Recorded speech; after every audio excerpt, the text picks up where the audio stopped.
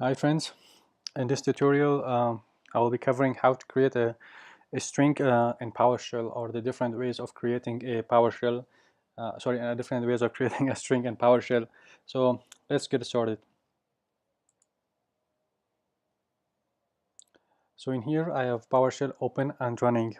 So the thing is that in order to create a string, so let's first create a variable and call it a string1, and in here we are putting something like hello world.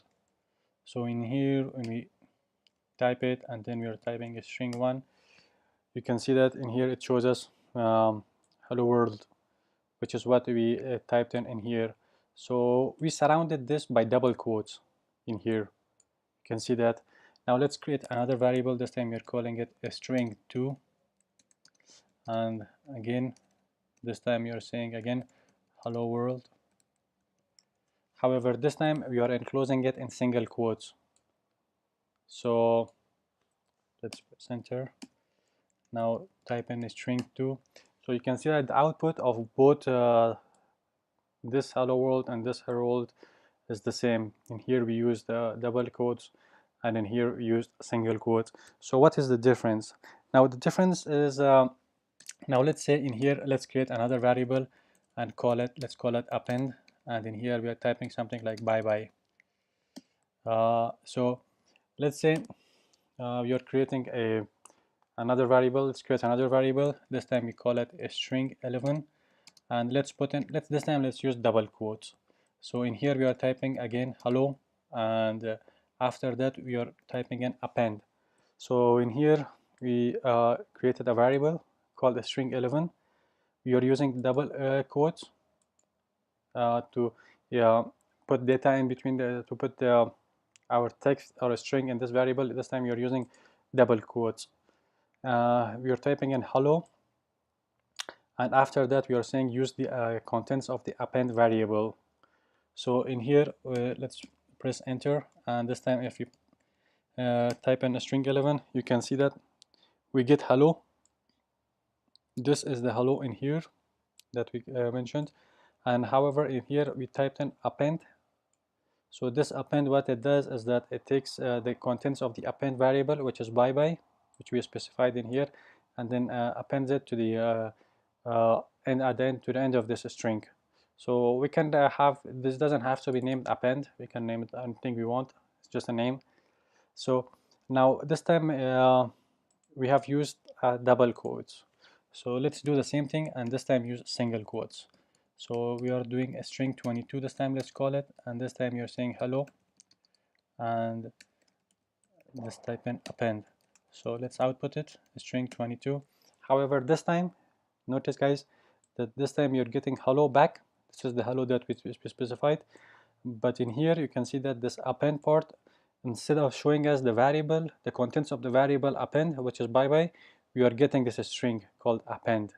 So the difference between these two is that if you use double quotes, you can put in variables, write the name of the variable, and it will just append the contents of that variable. However, if you use single quotes, what it will do is just it will take the name and output just the name of it. It wouldn't use the contents of that variable. In here you can also see that the color of the append in here is brighter than this one, so it's also kind of an indication.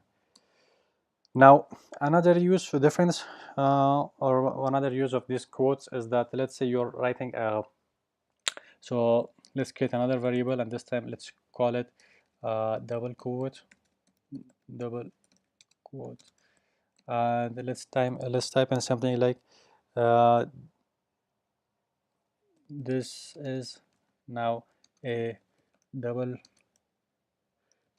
quote string, and let's output this double quote. So in here you can see that if you want to have quotes in between strings, this is a simple and easy way of it. So if you're using double quotes, we can just put in here, you can see that we have put two quotes in here, this here. So if we put two quotes, what it will do is PowerShell will just use one of them as an escape character and use the other quote in here. So Notice that on the left side and right side, we are enclosing it with double quotes, and then here you're using double quotes, two of them.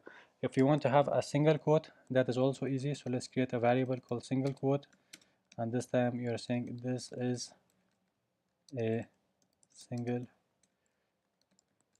quote string. Now let's type in single quote.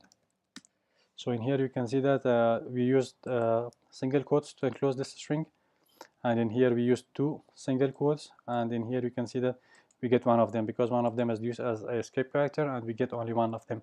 So this is how you can use the quotes. This is you can understand now. I hope you understand the difference between single quotes and double quotes, and how to and when to use them, and how to use them where, if you are using, if you want to use quotation marks in your strings, or if you want to use contents of the variable inside your string. So these are the different ways of using it. So if you have any questions, or if you have any suggestions, feel free to put it in the comment section below, and I will see you guys in the next one.